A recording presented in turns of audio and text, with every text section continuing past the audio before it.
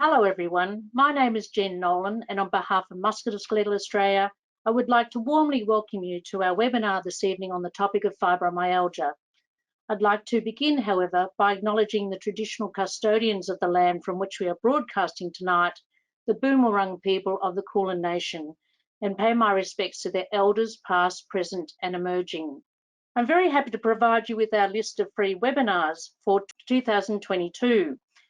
We have a great and diverse list of topics and issues, including osteoporosis, joint surgery, complementary therapies, and the impact of musculoskeletal conditions on intimate relationships. While many of you watching tonight will be already registered for the full webinar series, others can register for any or all of our webinars via our website. If you haven't previously viewed Musculoskeletal Australia's website, I strongly suggest you do so. In line with our focus on empowering consumers through education and support, we have a wide range of information, videos, webinars, tools and services, including our national helpline that is available via email and phone on 1800 263 265. Also, while you're visiting our website, check out our online shop. It has a wide range of aids, gadgets, books and other resources to assist you with your daily activities. Our presenter for this evening is Dr. Emma Guymer.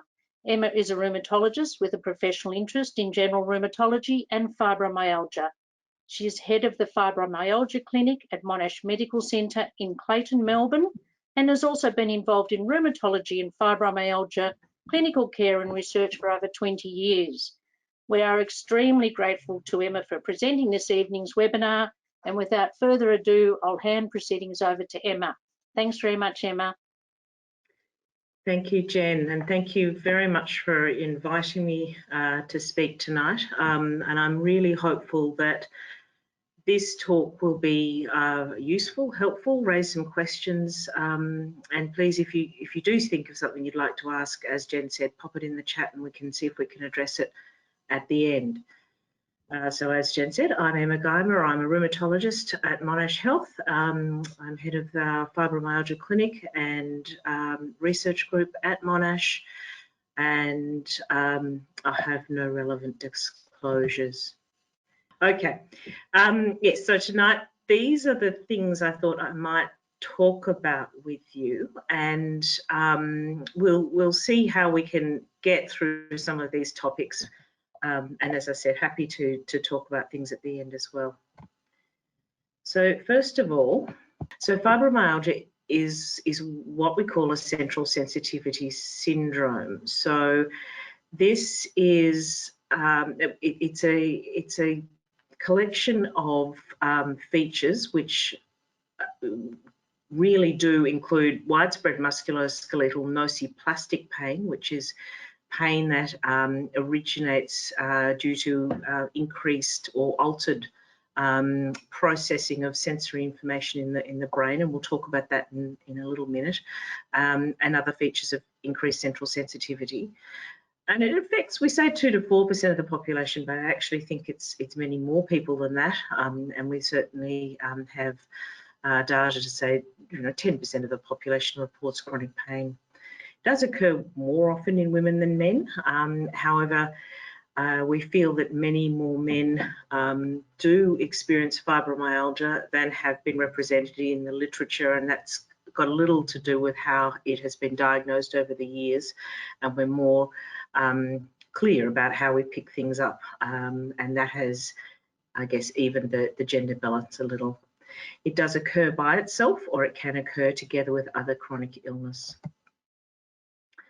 So the clinical features of fibromyalgia, well, we really talk about widespread bodily pain. It generally is, pretty much all over. It can be joints, muscles, and everywhere really. And there are other variable features or these central sensitivity symptoms, including things like fatigue, and pretty much everybody has fatigue, as well as musculoskeletal stiffness, poor quality, unrefreshing sleep, cognitive disturbance, that's the problems with memory and concentration, the fibrofog, things like pins and needles or tingling, autonomic dysfunction, so that's the the dizziness that sometimes happens when you stand up, or altered heart rate variability, and increased sensitivity to all other types of sensory input as well. So things like bright lights and loud noise and strong smells.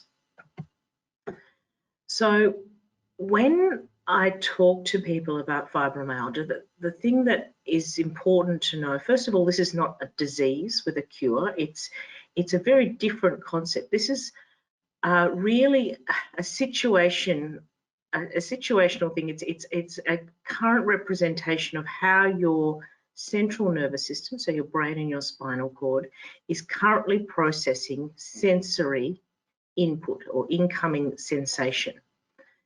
And we all have a level of how sensitive we are to the sensory information coming in through our sensory organs, so our sense of touch, smell, light, sound, all of that. We all have a certain level of how sensitive, if you like, we are to our surrounding environment. And I don't know whether you can see my arrow here, but this is my hokey little drawing that I draw for people. But basically, central sensitivity exists on a scale.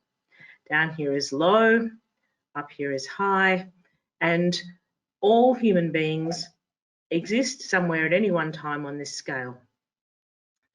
And we slide up and down this scale on a day-to-day basis, an hour-to-hour basis, basically, depending on how much stress hormone, for want of a better word, is released in our brain. And right up this top end of the scale is where we are so sensitive to our surrounding environment, to our sensory input, that those sensations start to be experienced in a painful range. So it's painful touch or painful sound or painful light. And so that's what we call fibromyalgia, if you like.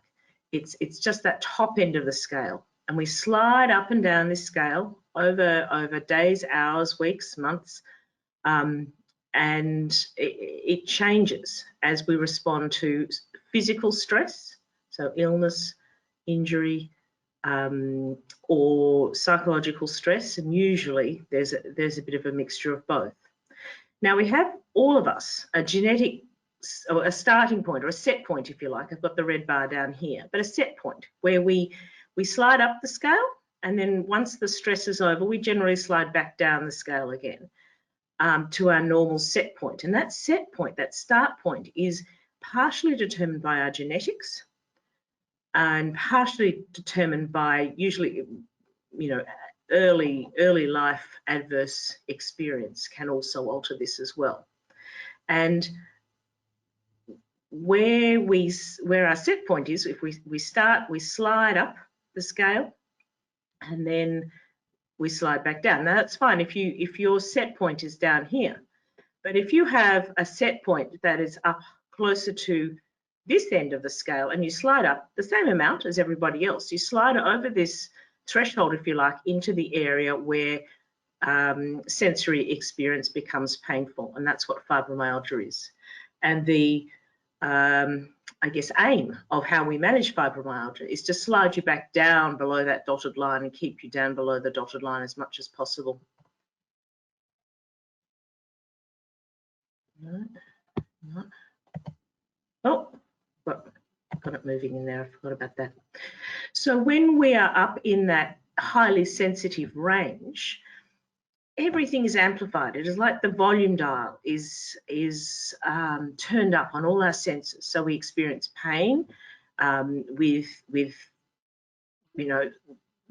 touch or pressure or movement that we might not normally experience pain with. Sometimes there's pins and needles or numbness in different areas of the body. We can have tinnitus, bowel and bladder sensations. Not only are we normally suppress those, but we're not usually aware of food passing through our bowel. But when you're up in that really sensitive range, you actually do. You're aware of the bowel contracting, and sometimes that can be painful, and you're aware of the bloating and all of these sorts of things. It's really quite difficult. Or the bladder sensation: is my bladder full? Is my bladder not full? Do I need to go and empty it? It's really quite quite obvious. Dizziness, palpitations, as we talked about before, sensitivity to light, noise, smells, sensitivity to chemicals.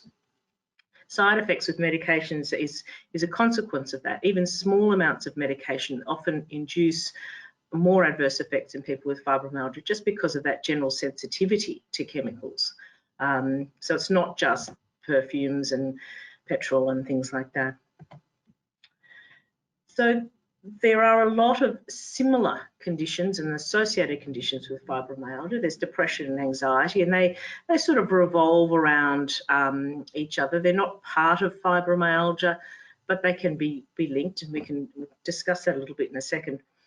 But there's headache, the chronic headaches, irritable bowel, irritable bladder, interstitial cystitis, again, along those same sorts of themes. The chronic sinus pain, people can get the temporomandibular joint disorder, multiple chemical sensitivities, you know, feeling sick when you go down the detergent aisle in the supermarket, or, as I said, paints, perfumes, petrol, that sort of thing. Pelvic pain, either with menstrual periods at other times. Vulvodynia, which is pain underneath in the genital area for women. Restless legs is a common one, that restless legs in bed at night, or inability to keep your legs still even when you're just sitting quietly. Hypermobility, not necessarily, hypermobility syndromes in general are often linked to this type of central nociplastic fibromyalgia pain. POTS syndrome is another one. And the symptoms of fibromyalgia really varied. As you can see on this chart, you've got everyone has to have the pain, but most people also have the fatigue, poor sleep, and the joint pain is part of the pain, but all of these other things, headaches, restless legs, numbness, tingling, all of these things are part of it.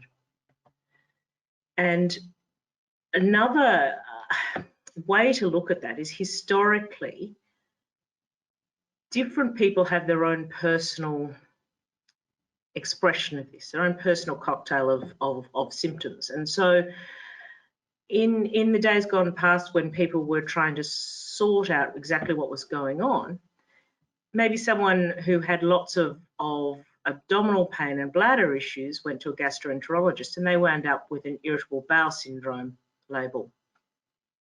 Or bladder, sorry, bladder there, bowel up there. Someone else might have had the chemical sensitivity. Someone else might have had pain in just one area.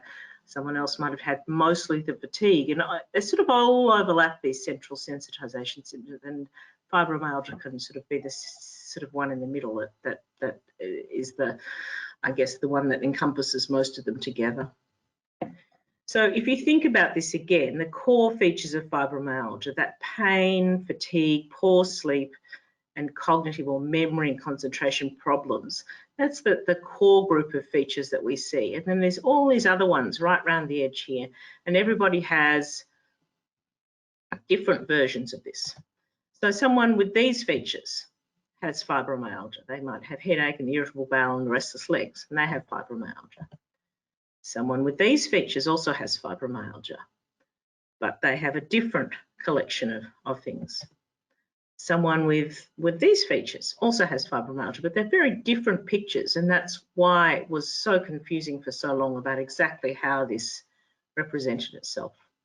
Now, if you look at this same group of symptoms here, if you take the widespread pain out of it and you have a look at someone who has the autonomic problems again, so that the dizziness when you stand up and the heart rate variability that's not normally responsive, they also had the fatigue and the poor sleep and the memory and concentration. This is the same picture, but without the widespread pain. These people get a POTS diagnosis, but literally it is the same process.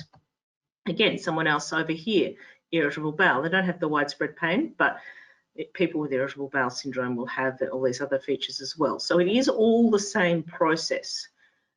It doesn't really matter what the labels refer to, perhaps the prominent clinical symptoms, but it's all under the same umbrella.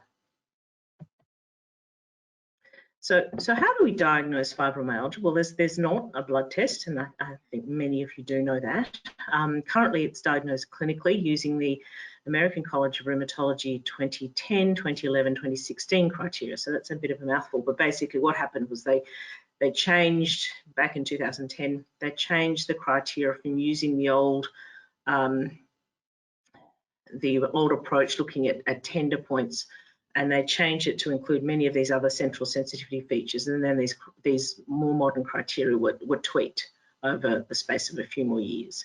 But basically, the criteria require widespread musculoskeletal pain, as has been the case all the way along, as well as a certain number of these other central sensitivity symptoms. So we now recognise that these are definite features of the fibromyalgia. It's not just pain. Why does it occur? Good question. So there are, as I said before, there are genetic links. So about 50% of the risk of developing fibromyalgia and other similar sort of central sensitivity syndromes is to do with genes. And you will find often that there are families who will think back and think that they can think of relatives who had similar features in the past. And many of these genetic changes are to do with changes in the function part of neurotransmitter, which are the chemicals in the brain that transmit messages in these pathways in fibromyalgia. And I'll refer to this a little bit down the track, but they seem to be to do with many of these neurotransmitter pathways. But there are lots and lots of them. We're not one. We've done genome-wide studies. There's not just one gene or 1, 2, 3 genes that we can pick up. There's many, many different ones that are associated with the development of fibromyalgia, but they do seem to be most of the time, they seem to be linked to these sorts of pathways. And there's usually a trigger stress situation. So an illness, something that's long-standing, or a sudden illness, a virus, a chronic illness like an autoimmune illness, diabetes, arthritis, connective tissue disease, thyroid disease, all sorts of things. Trauma, so a motor accident, and or other trauma. But when you do go through trauma, it isn't just physical trauma. There's a mental aspect, mental trauma aspect to that as well, mental stress aspect to that as well. Purely psychological stress is a very prominent trigger in a lot of people. And then there's peripheral pain causes that, for instance, osteoarthritis, where people's joints are inducing the pain system, which slowly causes a wind-up of peripheral pain, which then starts triggering the more central processes. So it sort of feeds that central pain from the periphery in, if you like. So this is a little diagram about how we process sensations. This is the skin. Doesn't look much like skin, does it? But this is the skin, and this is where we pick up pressure or touch, and the sensation gets picked up by a receptor in the skin, travels along into the spinal cord, and heads across to this dorsal horn, which is this is a cross section of the spinal cord, and it heads across to the dorsal horn area, where a whole cluster of cells here, and those who've sort of heard me talk in Fibromyalgia Clinic know that I sort of think about this as a bit like an old-fashioned telephone exchange. It receives the messages coming from the outside of the body, and it sorts out, which pathways these messages need to go. And so the pathway that the dorsal horn sends, if it's a painful message, it sends pain up these pathways in the spinal cord, the pain pathways, to the parts of the brain that are going to process this sensation and pain. These then send on secondary, excuse me, secondary messages out into further into the cortex, where there's lots and lots of modification done to the perception of these sensations by all sorts of processes to do with higher thinking, perception, and psychology. Now, there is a natural pain inhibition that comes back down from the dorsal horn, down from the brainstem, comes back down, and it reduces the amount of messages that are sent up the pain pathways, if you like, and that's how we normally process pain. Now, in fibromyalgia, at this dorsal horn level, there's several things going wrong at once, if you like, and one of the things that happens is that the dorsal horn gets what we call sensitized. So normal intensity impulses that are coming from the skin or the muscles or the joints, if it's posture or pressure or touch, these normal level messages, even though they shouldn't be represented in the painful range because they are at a low intensity, somehow get sent up these pain pathways to the pain areas in the brain, even though they should be not sent up those pain pathways. The dorsal horn is so sensitized it starts sending everything up the pain pathways. This is what we call central sensitization, and it's exactly what happens when, if you're hammering a nail into the wall and you accidentally hammer your thumb, that whole area gets sensitized almost immediately. And even if you blow on your thumb, then that's going to hurt it. It's so sensitized, and that's what happens. The blowing on the thumb is that sensation is being sent up those pain pathways, the pain part of the brain. So you experience it as pain. The pain is real, but it's not caused by something that should cause pain, if that makes sense. Now, is sensitive. And as I said before, all of a sudden, the pain areas in your brain, which are usually quiet, human beings are not supposed to walk around in pain. Pain areas are supposed to be just a warning mechanism. So they are suddenly activated and receiving lots of information. So then they start trying to process this, and if there's a lot of painful information, then there's this kind of situation where the brain tries to spread that central sensitization right throughout the brain and spinal cord to check out if there are any other areas in danger, and it sets in place all of these, if you like, it's a little like that fight or flight response. It puts everything on high alert. So you end up with changes in the way that the changes in your sleep patterns, so you can't get down into those deep restorative layers of non-REM sleep. You have these little alpha delta spikes that keep pulling you out of deep sleep. That's why you don't get proper sleep and you always wake up tired, because you're not getting down to those deep restorative layers of sleep. It changes hormone profile, so you have high levels of cortisol, but you can't respond to ACTH challenge. It's what gets termed adrenal fatigue by some people. There's also interaction with this pain perception with psychological centres, and so if you're in a situation where you're under high stress, then this can make that feeling of pain worse. There's changes in the connection between the networks that deal with pain promotion, and there's reduced activity in the networks that deal with pain suppression. So the whole thing sort of starts getting going on this sort of vicious cycle, if you like.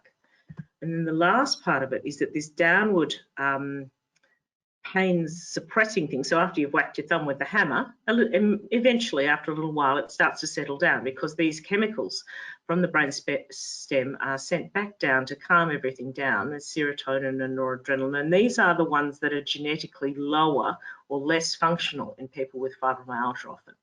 And so this is not working very effectively. So the whole thing is sort of whipping itself up into a bit of a vicious cycle. So we've just talked about all those abnormal brain processing things. Hang on, why is that not working? Oh, it's working. Just put this in quickly. This was one of the earliest imaging functional brain imaging studies. This was back in 2002, and I still like to show people, this was very exciting when we saw this, because this really, you can see how early it is with the low-grade imaging. But basically, it shows you that we saw for the first time that there were genuine brain changes in fibromyalgia that equated to people's pain levels. So basically, when people with fibromyalgia, that was one of the subjects in the study or something. You have your thumbnail squished by a rubber stopper at different pressures. So when fibromyalgia patients had their thumb squashed very lightly, it caused them pain, and these parts of these pain areas in their brain lit up, the red up areas. Now, when normal control people, so people without fibromyalgia, were given the same amount of pressure, it did not cause pain.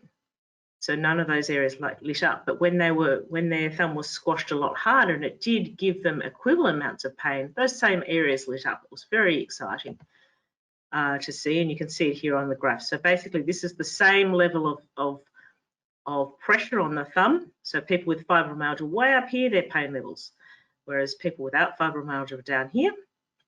And you can see the people without fibromyalgia had to have their thumb squashed so much harder to achieve those same levels of pain. So that was pretty much the first time we could show that properly. And there's been lots of studies since then. We've talked about this, the disruption of that stage 4 non-REM sleep, changes in the stress response in the central nervous system. Other organ systems are involved, so there's increased permeability in the gut and release of inflammatory mediators in the bowel. So that's again along the lines of the irritable bowel story. There's changes in autonomic function, so that's where the sympathetic nervous system is altered in its function, and that's when again we're talking about the postural dizziness, the palpitations, and the altered heart rate variability.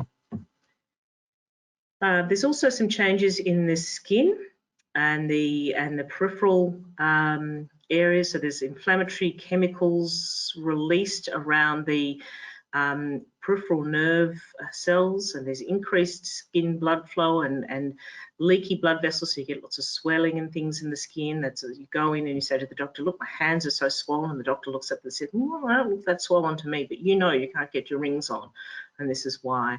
Glial cell, these are the little nerves, the cells around the nerve cells, that they are in a state of activation, and there's some subtle inflammation around those peripheral nerve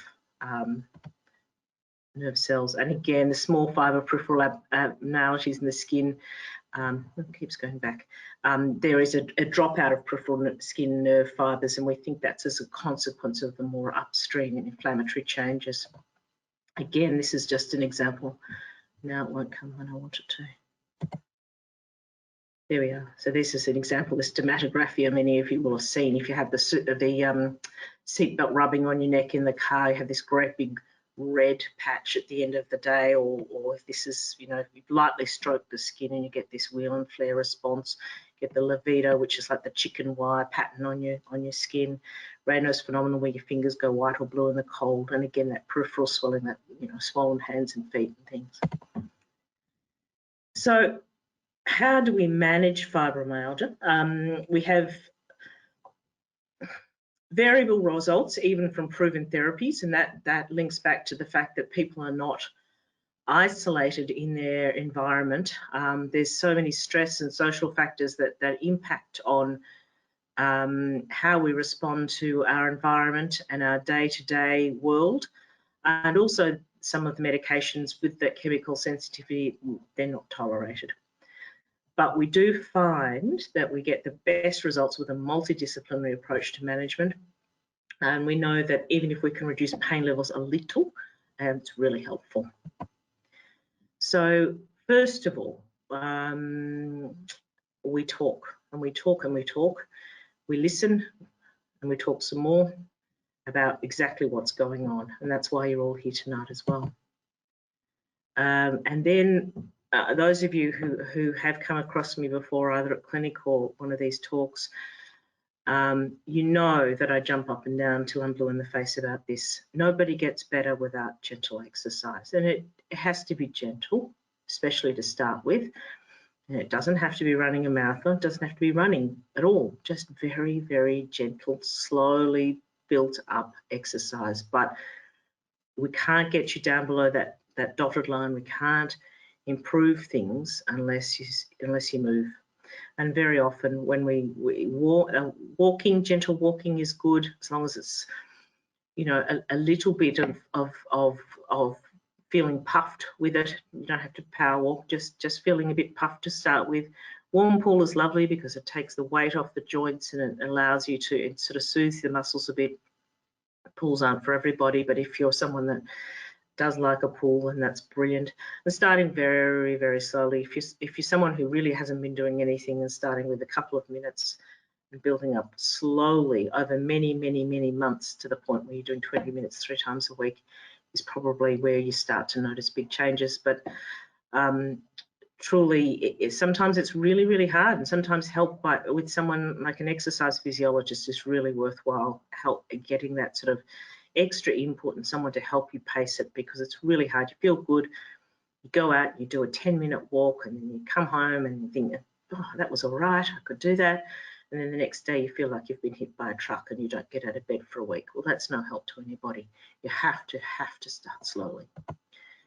The next thing I jump up and down about is controlling stress. You can't, having even day-to-day stressors influencing how you're feeling is like throwing kerosene on the fire. It just makes everything so much worse.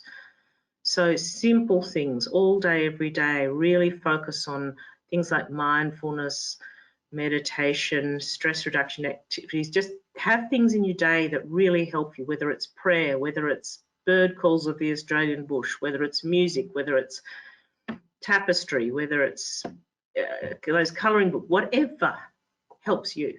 That's the important thing. Then things like cognitive behaviour therapy or other similar sorts of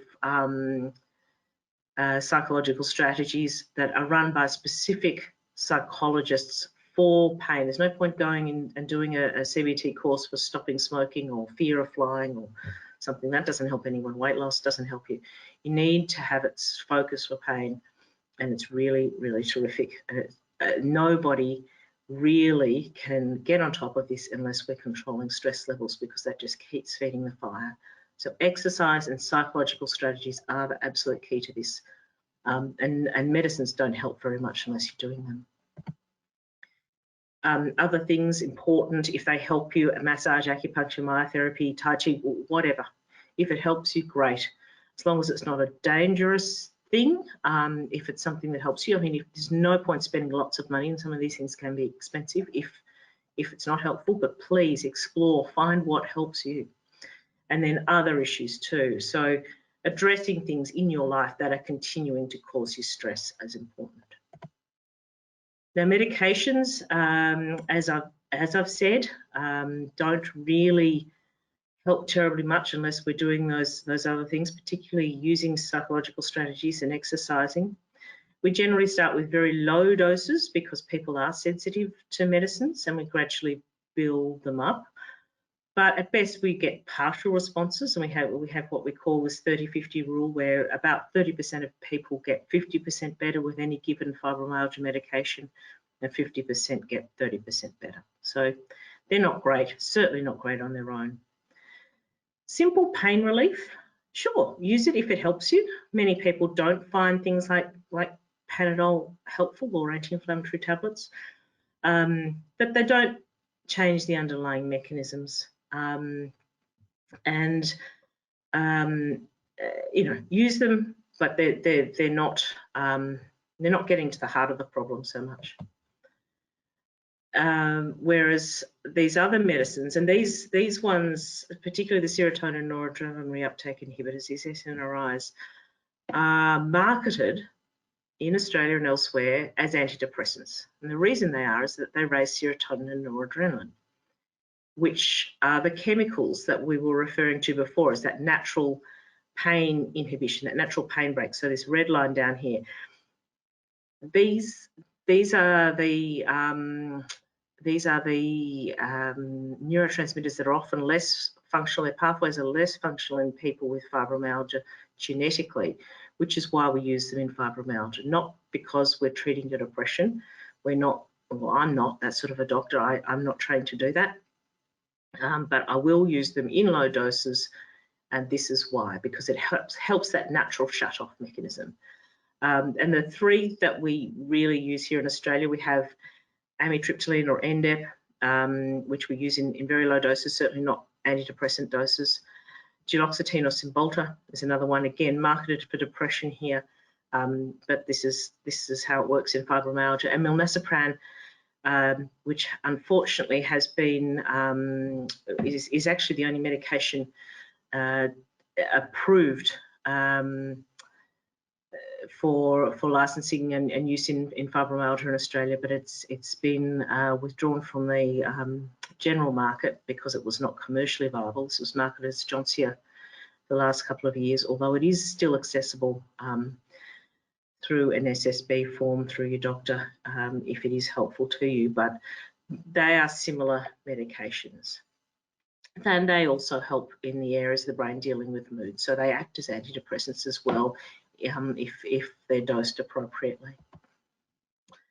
The other type, or another type of medication we use, are membrane stabilizers, these alpha-2 delta ligands, and you will have heard of Lyrica probably, or Neurontin, or the pregabalin, gabapentin. These were developed as anti-epileptic medicines, but what they do is they slow down the messages, they slow down the nerve impulses along those pathways, those pain pathways. So there's reduced sort of input up through the pain pathways, if you like. And that can be quite helpful too. But once again, in quite low doses, and we're using much lower doses of these things than we used to, and there used to be big problems with bombing people out and people feeling drowsy and having side effects, but we're generally much better at using them, and using them all in combination too often. Other medicines that we use, low-dose naltrexone. There are not big studies to do with naltrexone. There's a couple of small ones, and we think it probably helps with those microglial cell activators, those little cells that wrap around the peripheral and central, but wrap around the nerve cells. And also, people with fibromyalgia have an internal opioid system that is maxed out, basically, and so this helps reduce it. Naltrexone is an anti-opioid, if you like. It's like the naloxone that people get that if they've had a heroin overdose or something. It's an anti-opioid. It reduces that opioid receptor activation. And Cifrol, which is prescribed for restless legs, can sometimes help with pain, but it's not a particularly helpful medication in general. You might hear about cyclobenzaprine and sodium oxybate and things if you're reading some of the overseas literature, but they're not available here. Opioids are not recommended. There is no evidence to support the use of opioids in fibromyalgia, and there are many patients that I come across that have this type of overreaction to the opioids. It's opioid hyperalgesia, because you have, as I said before, your natural opioid system, your natural pain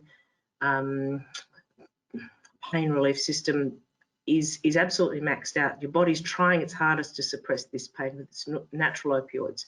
If you go and have some of these opioid medications, so codeine and endone and all of these sorts of things on top of it, you can actually tip it over into the point where it's actually making the pain worse. On top of that is the safety concerns that we have with opioids, the physical dependence problems, the fact that you need more and more and more. It's difficult to wean off them. Is a lot of issues. I'm mentioning medical cannabis tonight simply because I figured I'd get a fair few questions about it. At this stage, we can't routinely recommend it. I think we still need a lot more research in the area of fibromyalgia. There have been some fibromyalgia trials. Small number of people in these trials have derived a small amount of pain relief, but all the trials have been using different preparations. They're very short trials that don't tell us what happens long term. They've had very different ways of measuring outcomes. We just can't compare the apples to the oranges, and we don't know about side effects and or future effects, and we're not sure about which of these preparations is appropriate. I think down the track we will probably find something really, really useful in this space, but at the moment there are so many opioid compounds, excuse me, that it's not refined enough for us to be able to work out how to use it and how to study it properly. Also, when people are using medical cannabis, obviously you can't drive or operate machinery, and that's an issue too, usually.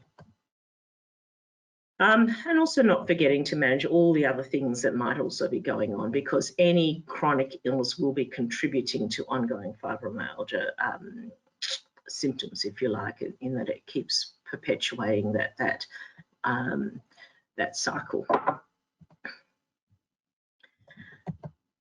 Oh, hang on. So in summary, I think we will end in here. So this is a common debilitating condition. It doesn't get worse and worse and worse and worse until you get into a wheelchair. It doesn't happen unless you decide it's going to happen.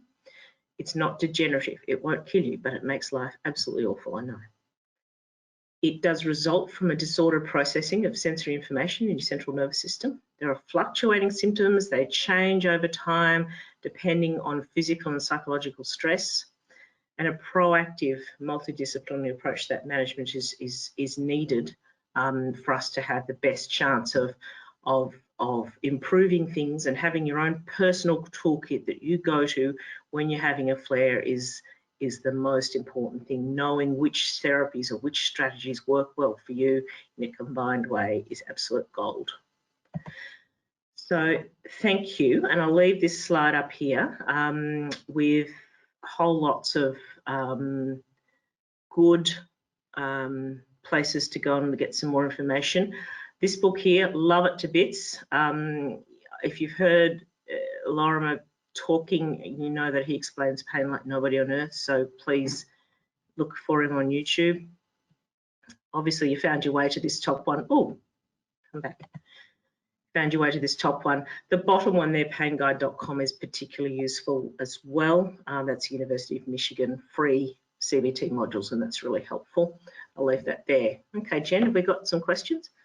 Yes, we have, Emma. So thank you very much. It's like, even by the level of interest in tonight's webinar, we know what an impact fibromyalgia has on so many people. And, you know, it's interesting, the sort of the stats you talked about at the start, that probably it's way more common than even the current data indicate. So it's a very important topic. Just on the issue of the explained pain, we've actually got, over the last few years, we've actually had David Butler and Lorimer Moseley do presentations for us, and those recordings are on our website.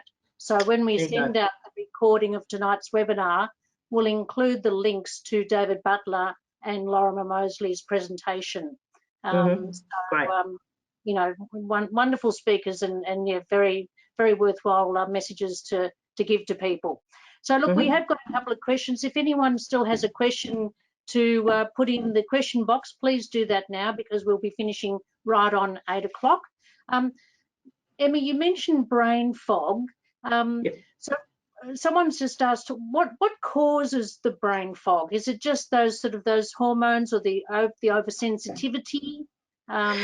So there seems to be, when I was talking about those sort of higher alterations in the way that sensory information is processed, there seems to be an increase in connectivity between the centres in the brain that deal with internal vigilance. So as I was saying before, we're more aware of food going through our gut, or a bladder being filled, or whatever. But that seems to be at the expense of centres in our brain that deal with external vigilance. So it's actually a lot harder to concentrate. And if you're not concentrating, then your short-term memory by definition it's harder. The memory, actually, when they've looked at cognitive studies, the memory's okay if you can up your concentration levels. So it tends to be dependent on that, if you like. But I mean, we know that people with fibromyalgia have more car accidents, for instance, and that's just simply because concentrating is just such an effort, and that's, you know, and brain fog is never helped when you're tired, as well as all those other multifactorial things. And also, someone's just asked why sleep is not particularly refreshing. Is that just because maybe the person's not still has a level of stress during the period when they think they're sleeping? Yeah, look, yes, about yes, the sleep being disturbed. Yeah, so there is the stress, but yes, so you can't get down into those deep layers of restorative sleep. So that really stone dead non-REM sleep where you're just ironed out, and that happens, you know, you've got your sleep cycle that happens every 40 minutes or something. I can't quite remember, but it's cyclical through the night, and you have this deep layer right down the bottom there where you get that restorative sleep. And when you've got fibro, your brain is in this heightened state of awareness. It says, oh, don't slip down too far. You might have to jump up and run away from the saber-toothed tiger or whatever it thinks is out there. So it sends these little alpha-delta spikes that haul you back out of that anytime you try and slip too low. So you just can't get a restful sleep. Yeah. And also, just someone was asking about whether they should reduce their workload and their work hours to actually sort of see if their symptoms actually improve. Again, I guess that comes back to stress and that person determining what's right in their situation. I think that's exactly right, Jen. It's a really tough one. Obviously, and I can't speak specifically because every situation is different, every person is different. If you've got a situation that's incredibly stressful, yes, try and unwind yourself from it. It doesn't matter whether it's work or socially or something else. Obviously, that is bad for your symptoms. However, work is a really interesting one. It's important to us on so many levels. Obviously, it's important for our income. It's important to us for our self-esteem. It's important to us for feeling, you know, like we're productive and all sorts of things. So it's obviously stepping back from something very stressful, important. Scaling back is sometimes what I will talk to people about. Removing that stressful level without losing their job completely. Now, it's not always possible. That's, you know, it depends on the situation. So that's a difficult one, and I think that's where sometimes having a mental health professional in your network of support people, you know, talking to psychologists about it and say, well, are there ways that I can mitigate these stresses, or, you know, talking about these things is probably the best thing to do in that sense, or your GP or someone that you really feel knows you well. Yeah. And Emma, another question, is there a link between autism spectrum and fibromyalgia? Not that has been found, no. I think that gets raised every now and again, but not that we've found. Also, would you consider a low dose of NDEP? Now, you did mention NDEP. Maybe this question came in before you actually mentioned it. Right, okay. Is NDEP was one of the medications you mentioned? Yes, is that yes, right? yes. So we often will use that, and it's quite helpful, but low doses. Big elephant doses are not helpful to anyone. They just bomb you out. Yes. And, you know, it's not always tolerated. It's not always helpful, but it's one that we often will try in very small amounts. Yeah. And what conditions do you commonly see that might closely resemble fibromyalgia? It's an interesting one because there are many. So there's all those central sensitivity syndromes that are all part of the same umbrella. So they all look and sound similar, but they get different labels. I'm a lumper, not a splitter. There are philosophical differences.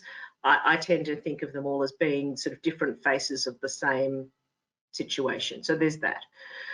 There are certainly many conditions that have clinical features that are similar in that there's pain and there's stiffness, and these are often rheumatological conditions, and there's fatigue.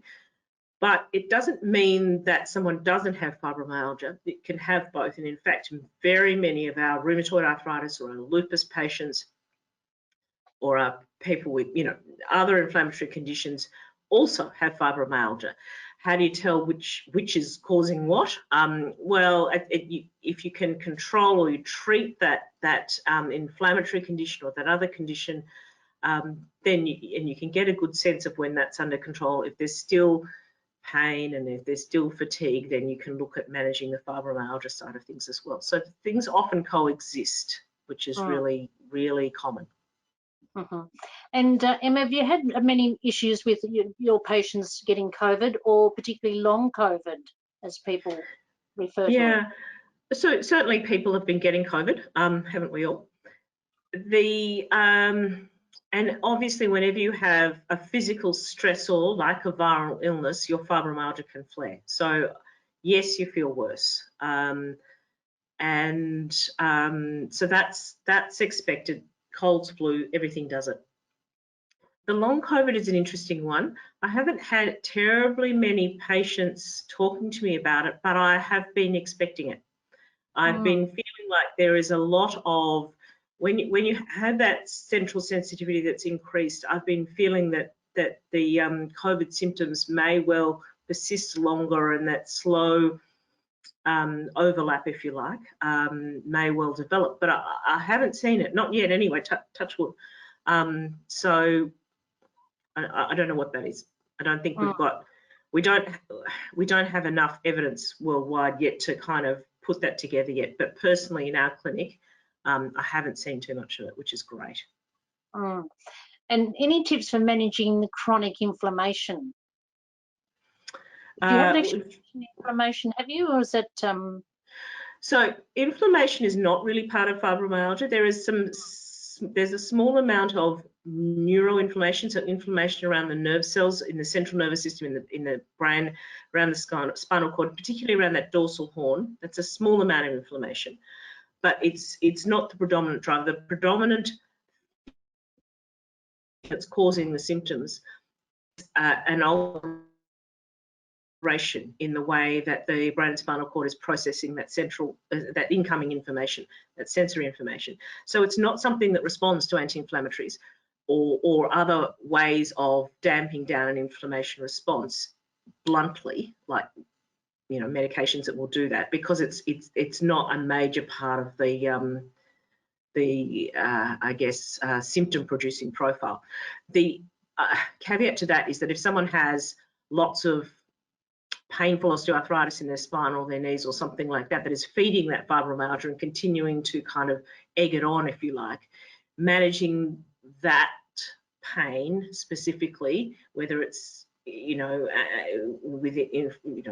it's rheumatoid arthritis or whatever is going on peripherally, managing that will settle the fibromyalgia as a secondary downstream effect. And what about pregnancy and fibromyalgia? Is that has to be carefully managed, or it shouldn't be an issue if the condition's carefully managed? What do you say about that? I think with any pregnancy, with any chronic illness, going in prepared is always better. So understanding the situation, getting yourself in as good a shape, if you like, for want of a better word, as possible. So making sure you've got your routine and your regimen all sorted out, so making sure you're doing your exercise and you're really on top of your meditation and your mindfulness and really making sure that's all happening. Now, medication use while you're pregnant is something I'd avoid if I can, the fibromyalgia medication use. So making sure you've got the other non-medication management strategies in place strongly is important. Being pregnant throughout fibromyalgia shouldn't make much of a difference per se. Obviously, labouring and delivering a baby is traumatic physically. It's exhausting, physically and mentally. You have all sorts of hormone shifts and all sorts of things. So a flare after having a baby is not unusual. So making sure you have your support network set up with that sort of thing as well. Also expecting it and understanding it. explaining if you're going to have some sort of pain relief or surgical intervention, explaining to the anaesthetist that you have increased central sensitivity, that opiates don't work very well for you. Are there different ways we can manage it? What are my options? Having that conversation with the anaesthetist is really helpful, because, you know, just giving you endone or pethidine or whatever, morphine, really not going to be great. But other than that, many of my patients have beautiful, beautiful, wonderful babies, and they're incredibly happy, and they go on with managing their fibromyalgia. And it's not easy, but having kids isn't easy, you know. It's pretty full on. Yeah, sure.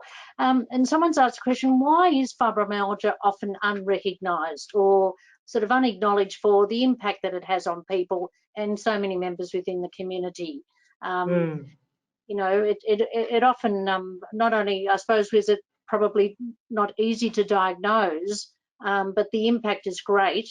And yet it sort of probably doesn't just, you know, get the recognition of its importance that it deserves. Your comment on that? Where to start?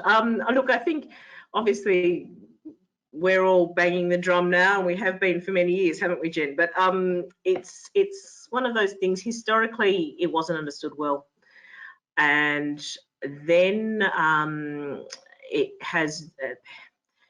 hasn't been something that we can quickly fix. And as I said before, I don't think of it. It's not a disease with a cure. We can't turn it off with a pill. It's a state of central nervous system function, and that's a much harder thing to influence. And the subtleties of that have been only understood and embraced more recently. So I think that that's been a struggle, but we're doing much better with our education of doctors as well as other health professionals. And I think when people look well and healthy, just their friends and family find it really, really hard to sort of wrap their heads around the fact that they're not. And, you know, if you're missing a leg, you'd probably get much more sympathy. And I think that there's a whole lot of psychology behind that too.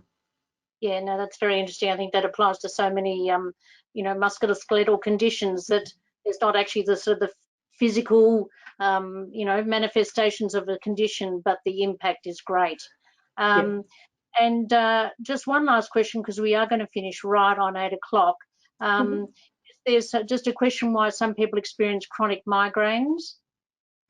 So chronic migraines are part of that chronic pain situation. So it's basically another expression of when you've got lots of stress, and there's that pain, that regional pain that feeds in through that central system, and all of those changes in pain processing produce that pain in that area. So it's basically part of it. It's like all those other regional sites that we get pain: temporomandibular joint disorder, and the sinuses, and the bowel, and the bladder, and all of that. It's another regional expression of it, if you like, of that increased central sensitivity. Yeah. Emma, we're going to finish there because I know you have another commitment at 8 p.m. So we are going to finish right on time, as I said we would. I'm sorry we haven't been able to get to everyone's questions. If anyone needs to ring our helpline and speak to our nurses, please do so, 1-800-263-265. Look, thank you so much, Emma, for your very comprehensive and excellent presentation this evening. Pleasure. Thanks everyone for joining. Pleasure. Hopefully we'll see you at some of our other webinars. So I'll bid you a very good night. Thank you. Thanks everyone. Thanks, Jan.